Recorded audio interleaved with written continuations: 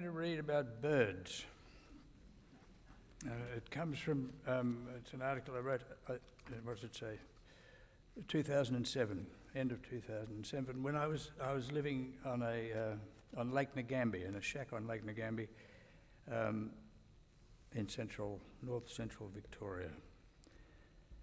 And it's about birds, and reading it again, I think it could also be called something like it's not the exception that proves the rule, the exception is the rule. You may think differently after you've heard this. E. Cummings prayed that his heart would always be open to little birds. My family, the maternal side especially, has always shared some of his sentiment. It goes back to the clearing of the forest. As the trees went, the little birds came and dwelt in the hydrangeas under the window. Fantails, wagtails, blue wrens, scrubwrens, honeyeaters, eastern rosellas, finches, silvereyes, robins, thornbills, mudlarks and thrushes. Generations of us have watched them from the kitchen and talked to them as if to friends or children.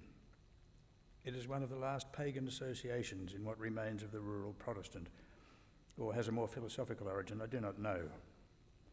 I do know that Cummings's line doesn't quite ring true.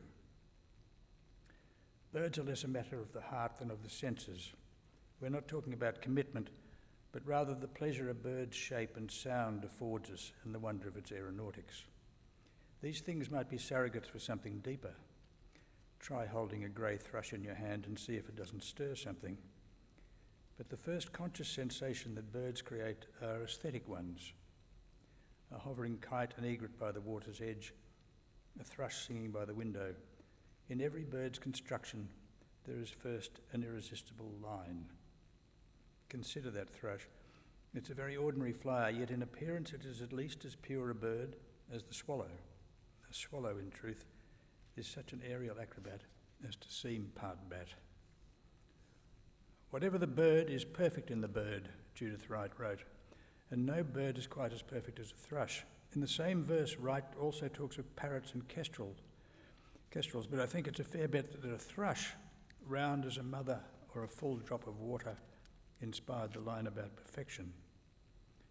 Whatever the bird does is right for the bird to do, Wright says, and contrasts that happy state with her own, which is torn and beleaguered. It's a beautiful line, but like the one of Cummings, as untrue as it is true.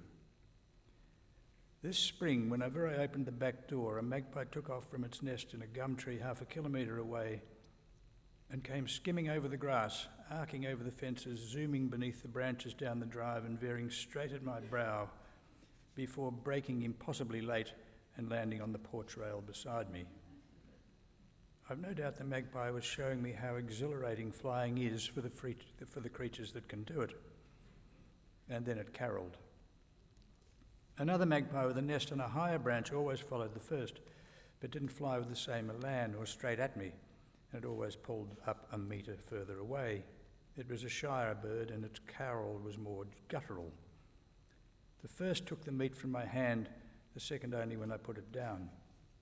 Both flew straight back to their nests, fed their pleading young with my mince, and came sailing back to the porch again. The young have now left their nests. In the morning they follow their parents to my back porch and whine for food while the adults warble away in their mezzo-sopranos until I come out. No unprejudiced human being could fail to be improved by the presence of magpies. They are fearless, resourceful, amusing and melodious, and above all, as all birds have to be, stoic. But they also contain complexities of character, not in the multitudes of some humans perhaps, but not that many less than the average. And just to go on the sample at my door, between one magpie and another, there are differences as pronounced as they are between, say, the three tenors or two modern political leaders. Last week on a local road, I saw a kookaburra dive from a fence post on one side to the verge of the other in pursuit of what I don't know, because in the instant that it dived, a man on a motorbike roared round the corner and the bird's head struck the front wheel. The collision killed the kookaburra. It bounced back across the road and lay there on its back quite still. What Australian does not love kookaburras? To be truthful, in that moment I would have been no more dismayed if it had been the motorcyclist on his back and the kookaburra flying on down the road. What this bird did was wrong for the bird to do, yet it was only a minor departure from the normal drama of bird life. Watch birds for a while, and you begin to see that what is natural for the bird is perpetual menace, frequent terror and sudden death, much of it inflicted by other birds. And to all this they must find solutions. Around midnight a couple of nights ago, a honeyeater of some kind crashed into the wire screen door and clung there shuddering. There was an owl in the trees outside.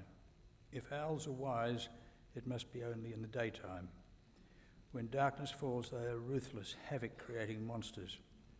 The owl and the pussycat went to sea, and when night fell, the owl tore the cat to pieces.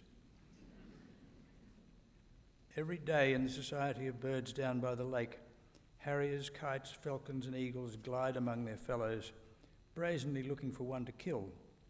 Patches of feathers and down on the ground, all white, pink and grey, red and blue, green and yellow, are all they leave of any bird they catch, and proof of their efficiency. They are the SS of the lake. Like owls, they use not just the weapon of surprise, but that of terror. They hunt in pairs or trios, hovering over the marshes on the edge or sweeping and swerving low over the gums and willows in the hope that their sudden appearance or the equally potent effect of their shadow will frighten something out. They sail and soar and dive in accordance with their natures and our ideal of them, but they also concoct, invent and improvise. On windy days they let the air carry them wildly from tree to tree as if to use unruliness as a disguise and to heighten the terrible effect of their shadows. At dusk, when flocks of galahs, corellas and cockatoos go screeching home, the hawks station themselves in trees or glide and swirl about looking for their chance. At the same time of the day, I watched a falcon stand for 20 minutes in the reeds by the edge of the lake.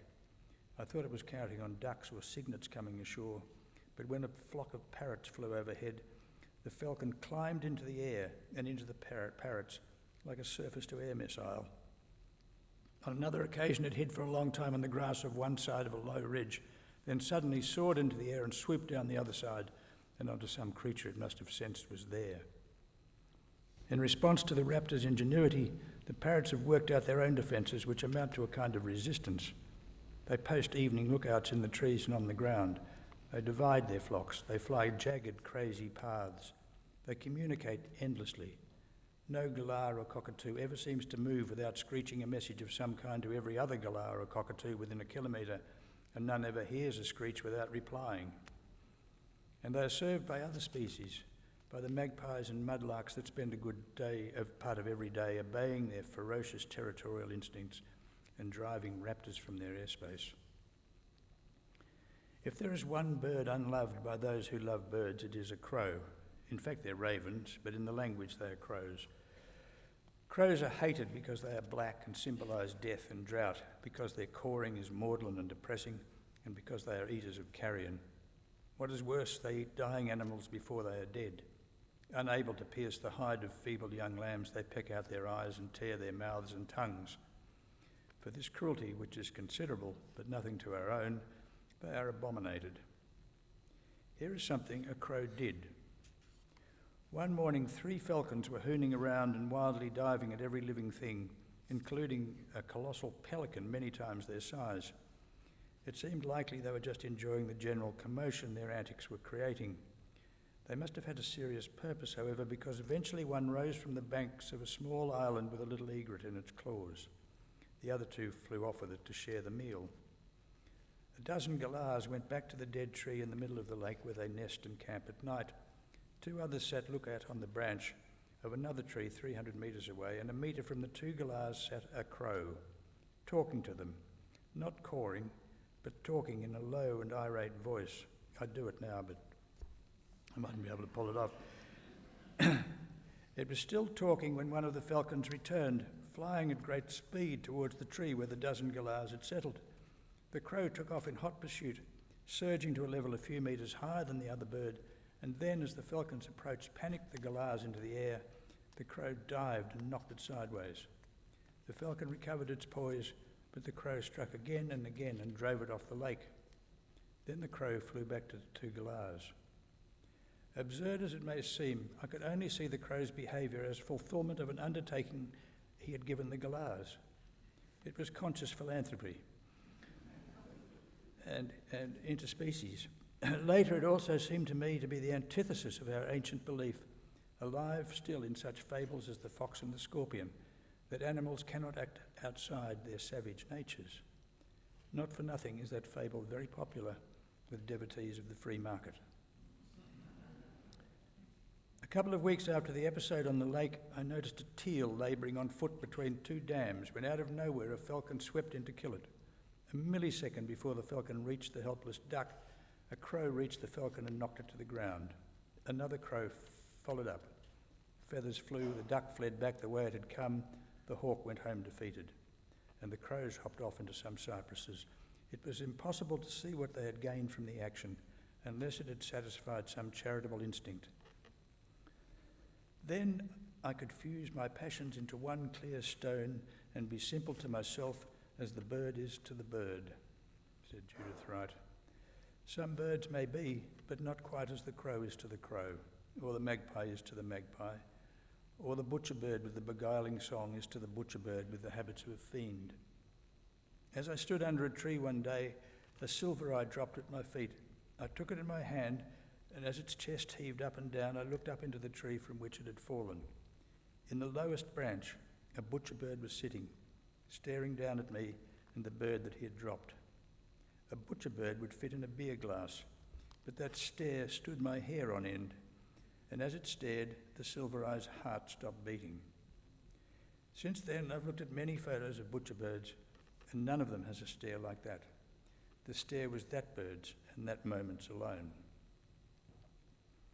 And then there is the kookaburra, the larrikin icon of Australia before Steve Irwin replaced it.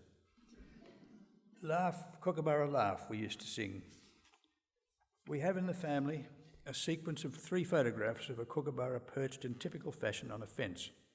In the first, you can see it has something large in its beak. In the second, there is less of the thing.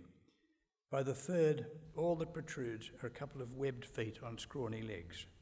It's a duckling, a couple of weeks old. If they'd shown that before the Movie Tone News, this country might have a different view of itself. Thank you.